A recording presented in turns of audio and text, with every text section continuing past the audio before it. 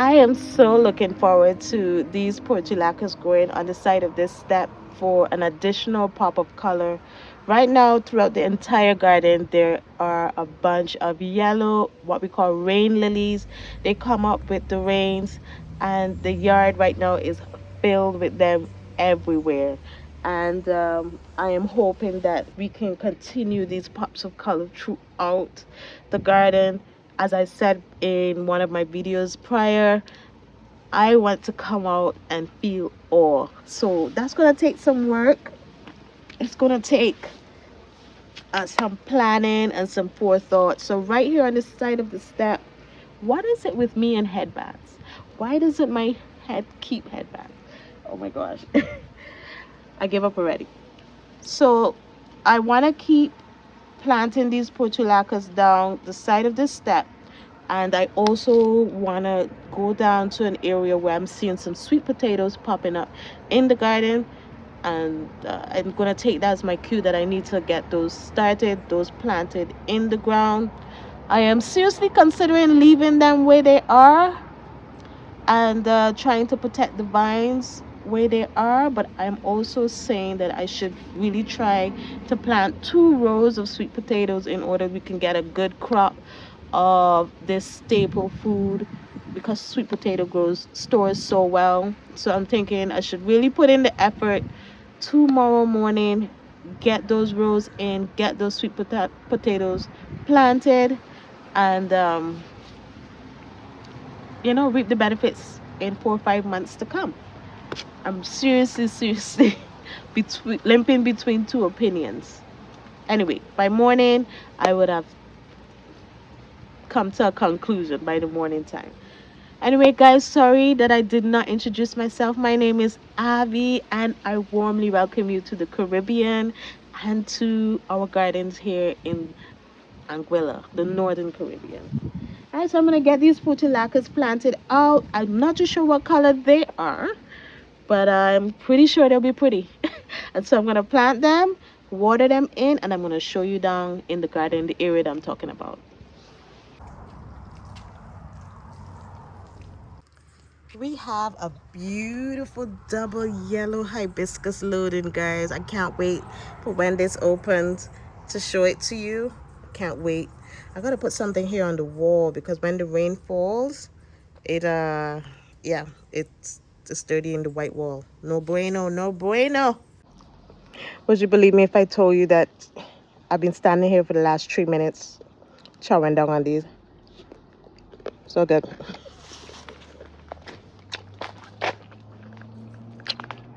What type of plums are these? I'm not sure.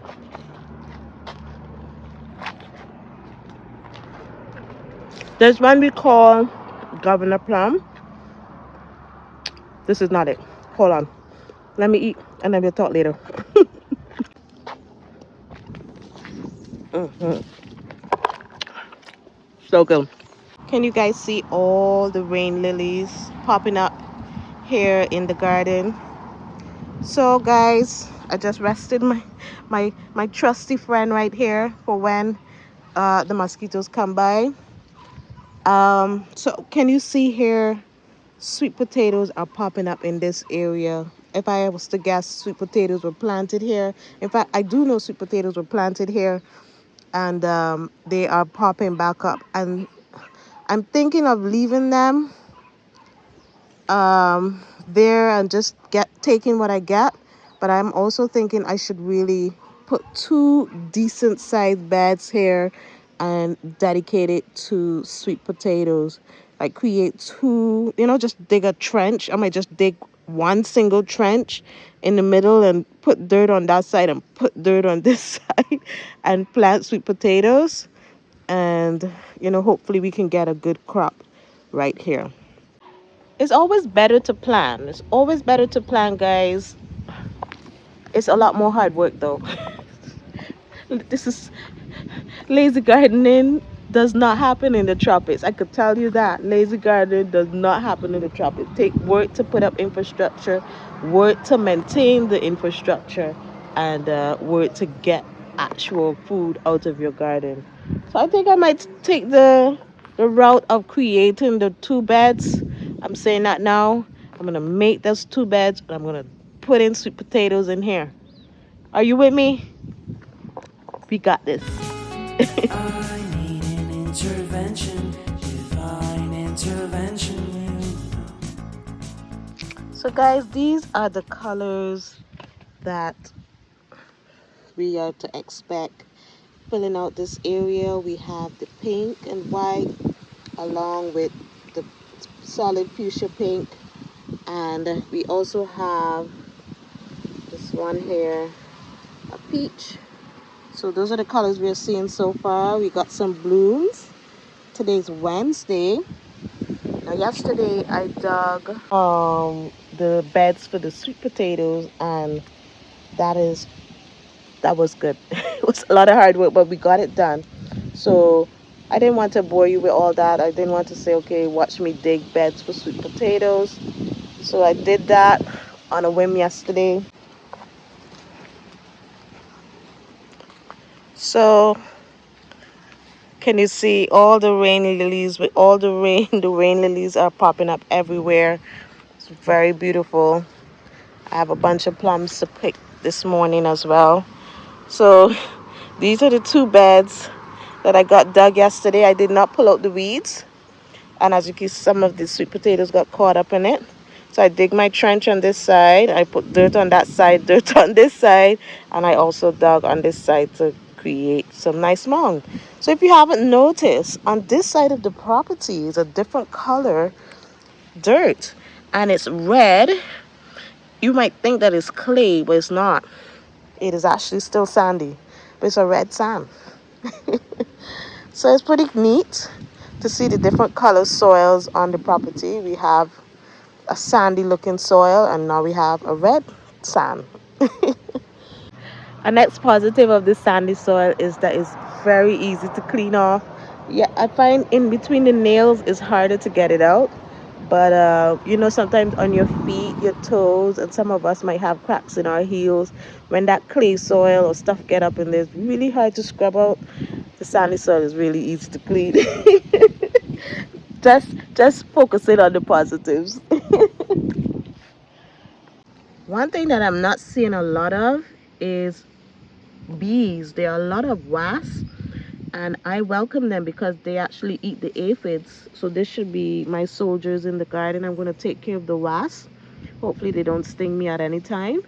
But there are a lot of wasps, and I'm not seeing many bees. I'm not seeing earthworms either, which is alarming. I'm seeing a lot of roly-polies, but no earthworms. So I guess we still have some work to do with, you know, the life in the soil. Um, is it that worms don't like to be in sandy soil? I should research that. Made a big boo-boo. I was digging out a mimosa tree, and I thought that this was a root. And y'all, I haven't turned on the sprinkler system. This is an actual pipe. So I didn't even get the mimosa tree root because I was like, oh my goodness, because look, the mimosas right here. I thought it was the root of the tree, but it's actually the plumbing for the sprinkler system in the yard. Ay, ay, ay. So I hope I haven't damaged this pipe too badly. Oh, time will tell. I left it exposed. My plan is to where the pipes are running, I'm going to put stones so that I will be able to remind myself of the rasp. I'll be able to remind myself that the pipes are there, because I'm not familiar with the layout of the piping in the property. So I haven't molded up around all the fruit trees, but most of the fruit trees I have drop a bit of rabbit manure by the roots in order to feed the soil around the trees. And so far, since I've done that, many of them have sprung new growth. So I'm planned going forward that each month I will give them a bit of a feed from the droppings from the rabbit manure. The rabbits are, I thought chickens were poop machines. No, the rabbits are right now the top of the list because I cleaned out. This is where the rabbits are. I cleaned out there, and I had to clean it again. And I have. Let me show you how much manure is there. So I cleaned this out yesterday evening. So you can see they're already starting to produce. And this is what I have on this side. And on that side, I've been using it to put around the trees and stuff. So I have around this breadfruit tree. And I'm seeing it springing. It's looking to spring foliage. It's starting to spring with the feeding. This beginning to spring new growth on the breadfruit tree. So that's pretty good. And it's starting to focus. Yeah, it's starting to spring new life. So I'm going to do that every month because the trees are showing that they appreciate it. Majority of the property is surrounded by fruit trees, and so I'm going to have to find pockets of sunlight, areas where I can get sunlight and not too much competition for the veggie gardens, the short crops as we call them. So in between the trees, I would look to put um, the different fruit trees and stuff like that. So I'm going to head to feed the animals now, and that's basically all I'm going to be doing today. I'm focusing on school today, and tomorrow, or if not tomorrow, Friday, after all the storms have passed, we're going to plant some watermelons together. I'm saying all this, and I haven't checked the calendar to see what's the next planting date. But when the next planting date is, we're going to plant out some watermelons together.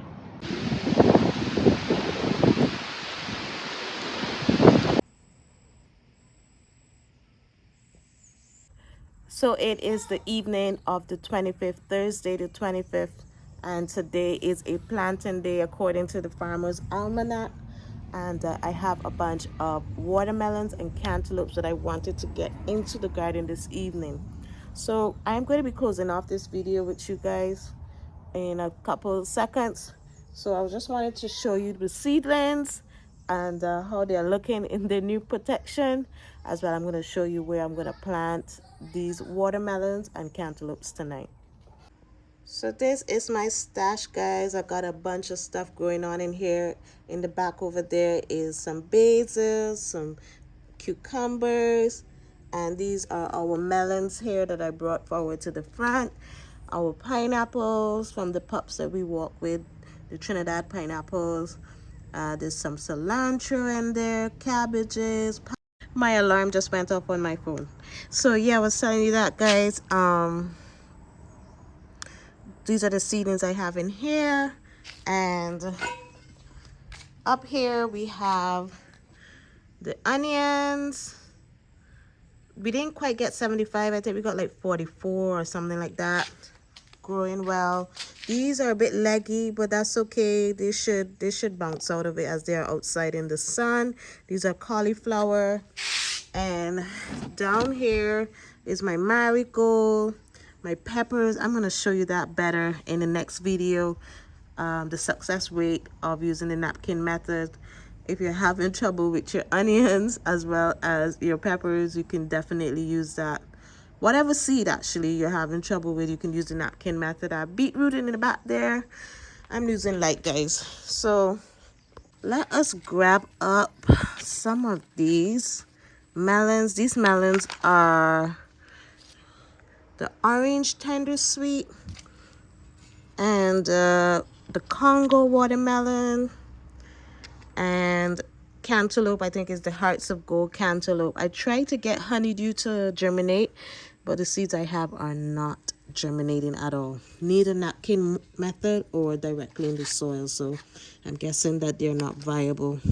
So let me show you where I'm going to put these watermelons. So the watermelons are going, you see that little patch over there. We're going to walk through it together. Let me see if I can hold these plants. Oops, I only can hold 3. So you can see my squashes. Well, let's stay on focus because we're losing light. I chose over here. I'm searching everywhere where I can get as much sunlight for the crops to come along. And I came over here and I dug up a patch and I found this piece of landscape fabric in the soil. So instead of having it in the soil, I took it out, and I am just gonna plant melons where the holes are. So I dug up this soil. It wasn't hard at all, because as I said before, it's sandy loam, and I'm just gonna make this patch one patch, because this is an heirloom variety, and so I'm not gonna put different melons together. I'm going to keep one melon so I can keep getting seeds, so I can stop having to buy seed. So this is an heirloom variety. So I'm just going to plant the tender sweet over here. And on that side, ooh, hello. Thank you. Got a bunch on the trees here. This guava isn't my favorite, but it's a guava. And I'm saying thank you. So over on this side, on the other side, the main part of the veggie garden that I've chosen, on that side over there is where I'm going to put the cantaloupe. Yeah, so